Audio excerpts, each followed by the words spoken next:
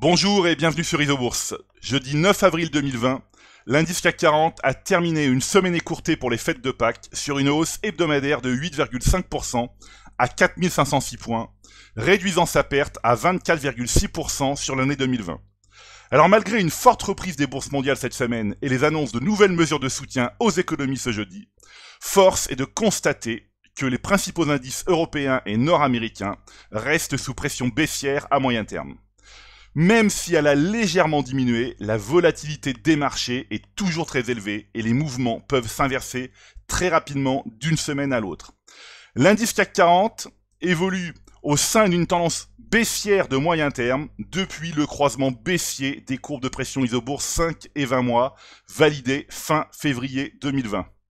L'indice S&P 500 est également inscrit dans une tendance baissière de moyen terme depuis le signal baissier validé fin février 2020. À long terme, nombreux sont les indices qui ont clôturé le premier trimestre 2020 sur un signal baissier.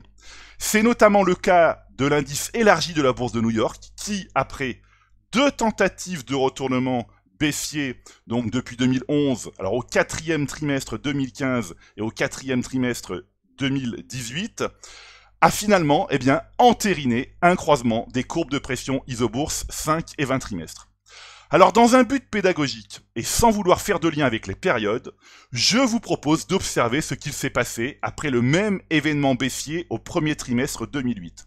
Alors commençons par rétrodater au dernier jour du premier trimestre 2008, soit donc le 31 mars 2008, voilà donc le 31 mars 2008, ici, voilà. Donc nous allons ouvrir à nouveau le graphique du S&P 500 dans l'unité trimestrielle. Alors à l'aide de la touche fin ou end du clavier, je vais faire avancer les cours jour après jour et les trimestres vont se dessiner au fur et à mesure. Alors, comme vous pouvez le constater, le deuxième trimestre débute par un rebond important, voilà. Puis, sous le poids de la configuration baissière, les cours finissent par retomber. Voilà pourquoi chez Isobourse, nous privilégions la prudence et restons spectateurs de ce rebond d'avril 2020 en l'observant avec énormément de recul et beaucoup de discernement.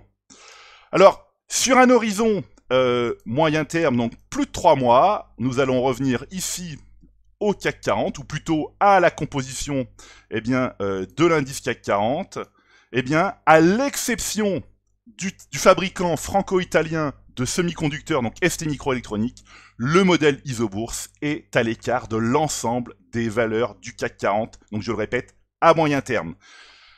Donc la prudence reste de mise. Voilà, écoutez, c'est maintenant à vous de faire le point de vos valeurs en portefeuille avec Isobourse. Je vous donne rendez-vous pour ma prochaine chronique et d'ici là, prenez soin de vous et restez avec nous sur Isobourse.